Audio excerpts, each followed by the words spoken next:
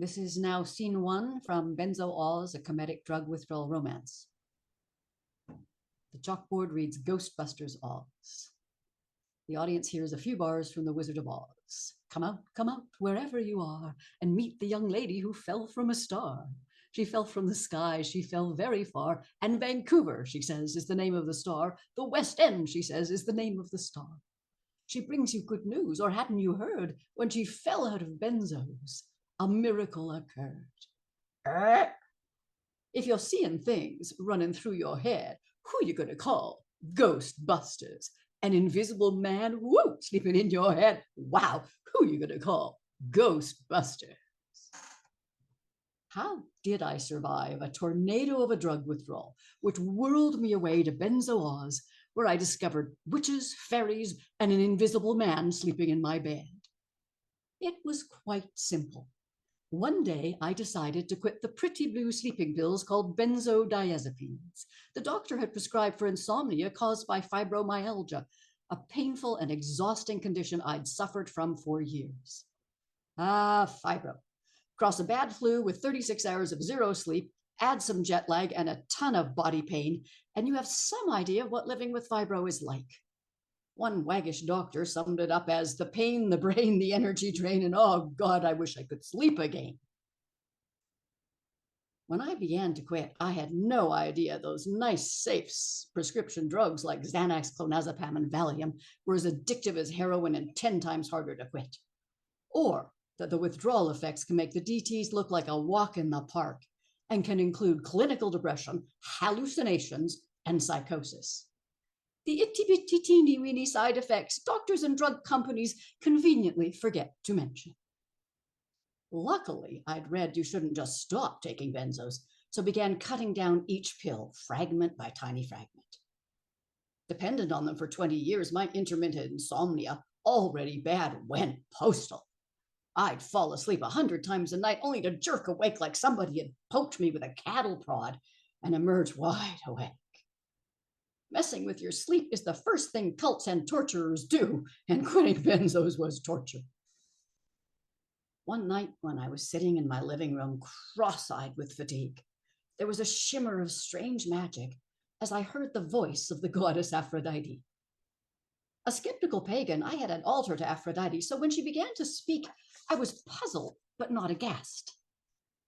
My Glinda said gently and kindly, "You can do it. I know it's tough right now, but it'll get better."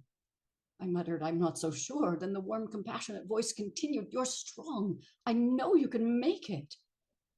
Good grief. A Glinda-like goddess acting like some sort of supernatural sponsor?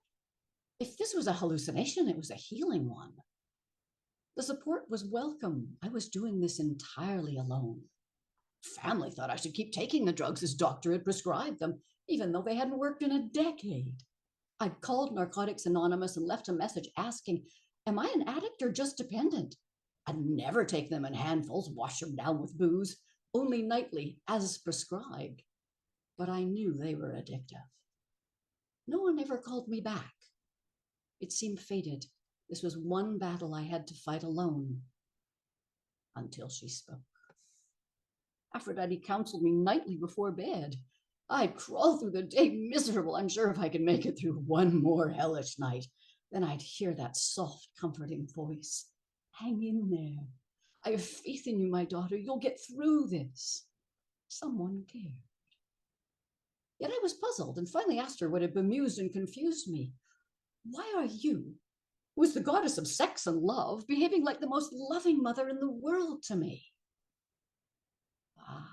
The winners write the histories, as you know. When you are well, you will write the truth about me. Disconsolate, I told her I haven't been able to write in 20 years. That ability's gone.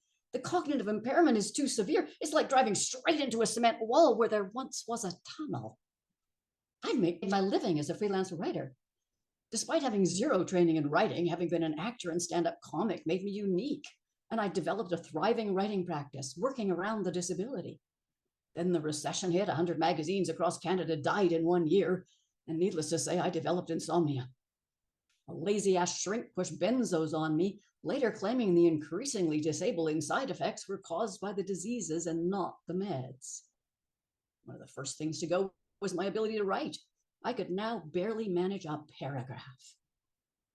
Aphrodite said with assurance, "You will, my daughter, you will."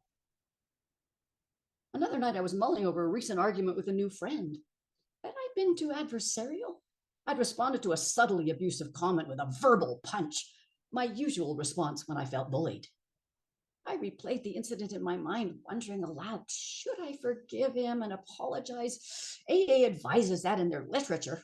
"No," came the voice, "sock him again. What he said was unconscionable."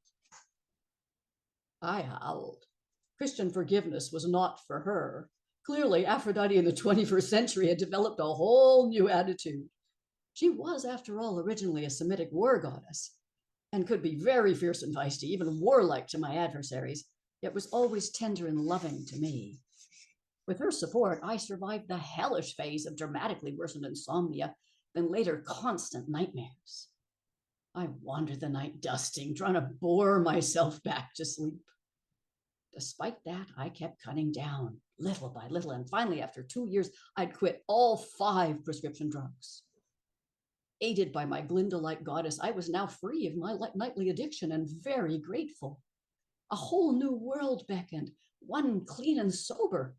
And I hoped, being so, I'd become truly sane, perhaps even normal. Ha! As a writer acquaintance said, normal left the building when you took the first Benzo, Linda. Hell, normal left the planet. He was right. A goddess as my sponsor was just the first of my adventures in Benzo Oz. Many more awaited me as I began taking the first toddling baby steps towards a brand new drug-free life. Benzo Oz began as beautifully as Dorothy's journey.